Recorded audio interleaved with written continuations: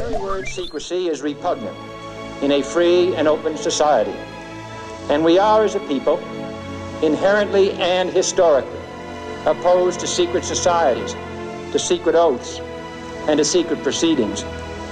We decided long ago that the dangers of excessive and unwarranted concealment of pertinent facts far outweighed the dangers which are cited to justify it. Even today, there is little value in opposing the threat of a closed society by imitating its arbitrary restrictions. Even today, there is little value in ensuring the survival of our nation if our traditions do not survive with it. And there is very grave danger that an announced need for increased security will be seized upon by those anxious to expand its meaning to the very limits of official censorship and concealment. That I do not intend to permit to the extent that it's in my control. And no official of my administration, whether his rank is high or low, civilian or military, should interpret my words here tonight as an excuse to censor the news, to stifle dissent, to cover up our mistakes, or to withhold from the press and the public the facts they deserve to know. But I do ask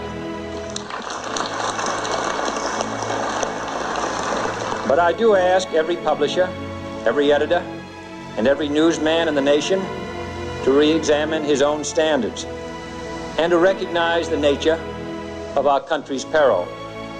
In time of war, the government and the press have customarily joined in an effort based largely on self-discipline to prevent unauthorized disclosures to the enemy. In times of clear and present danger, the courts have held that even the privileged rights of the First Amendment must yield to the public's need for national security. Today, no war has been declared, and however fierce the struggle may be, it may never be declared in the traditional fashion. Our way of life is under attack.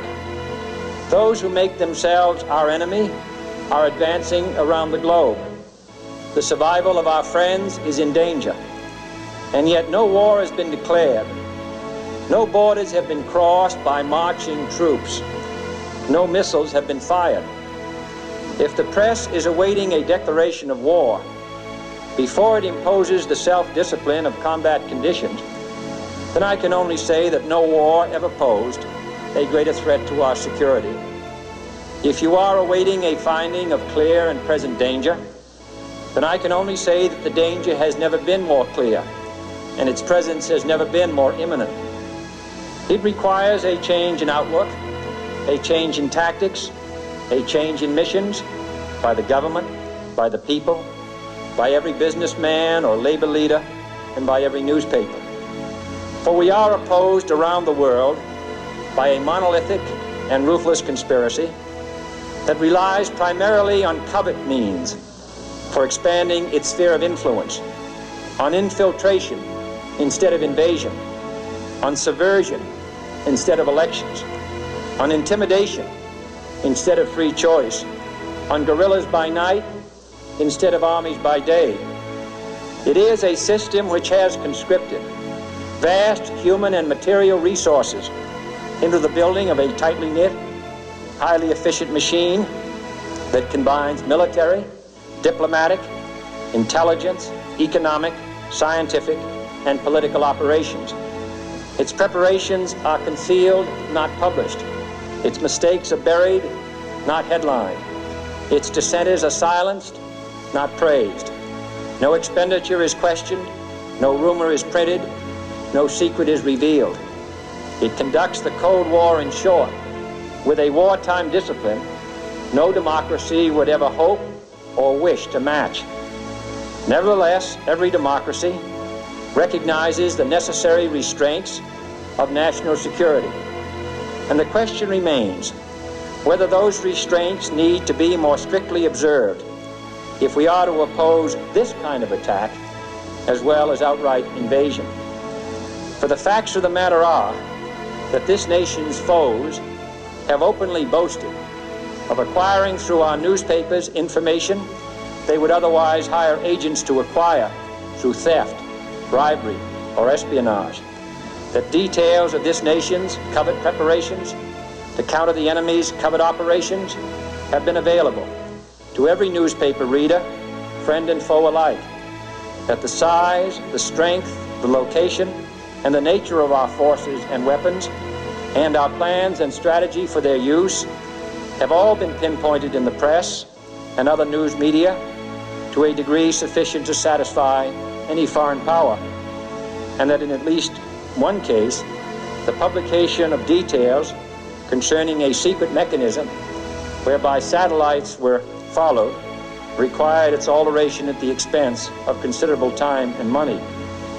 The newspapers which printed these stories were loyal, patriotic, responsible, and well-meaning.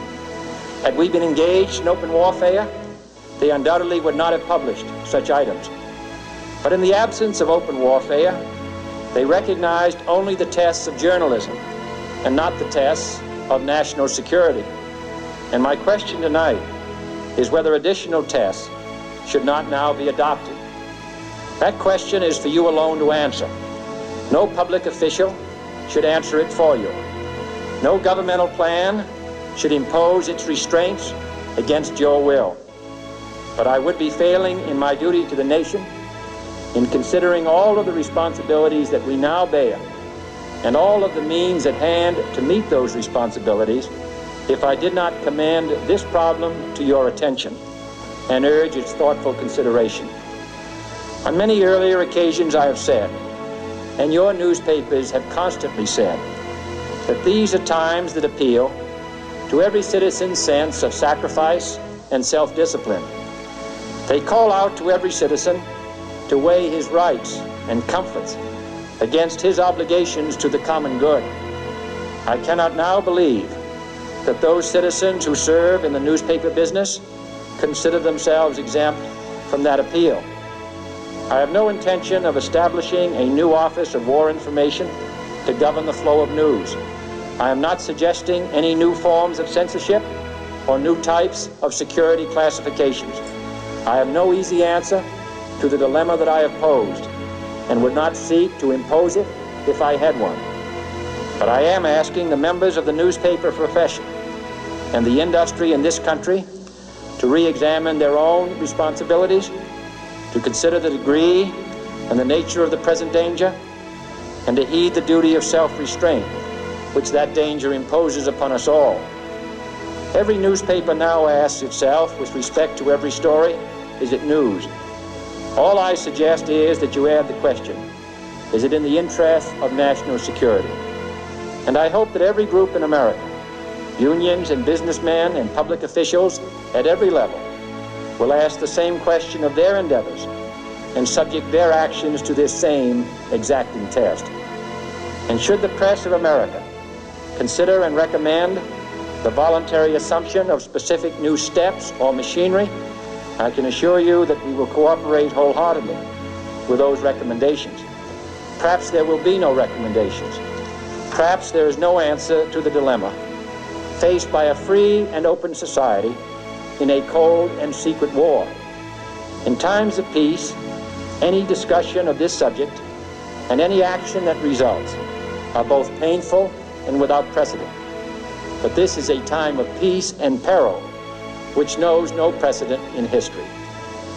It is the unprecedented nature of this challenge that also gives rise to your second obligation, an obligation which I share, and that is our obligation to inform and alert the American people, to make certain that they possess all the facts that they need and understand them as well, the perils, the prospects, the purposes of our program, and the choices that we face.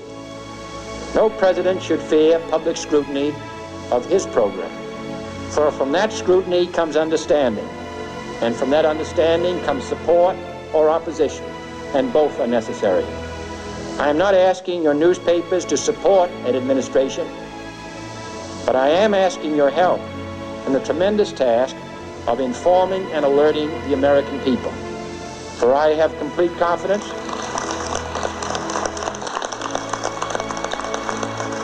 in the response and dedication of our citizens whenever they are fully informed.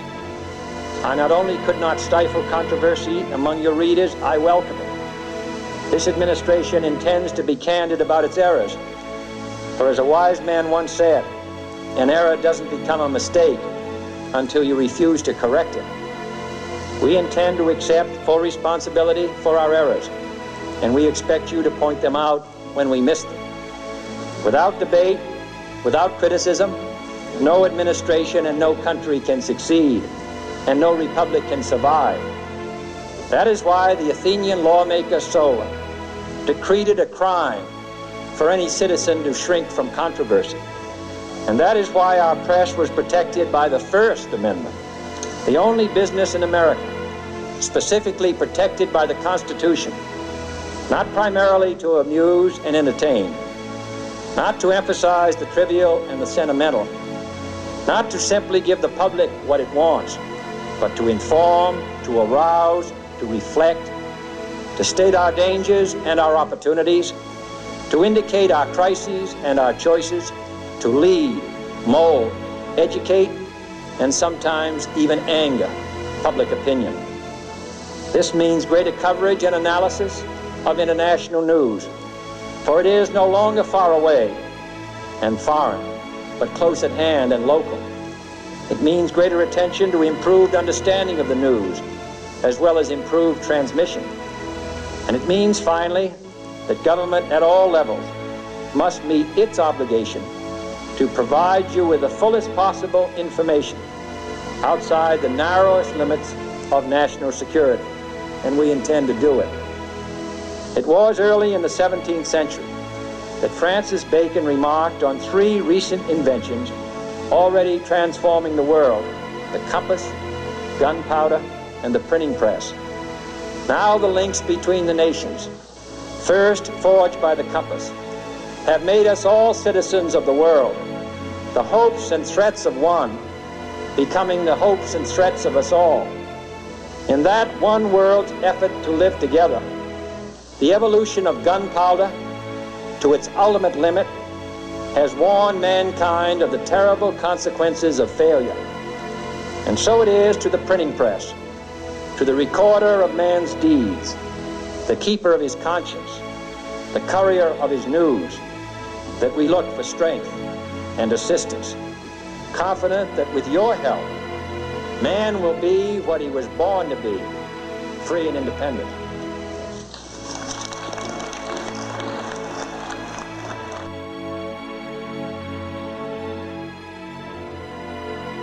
Thank you.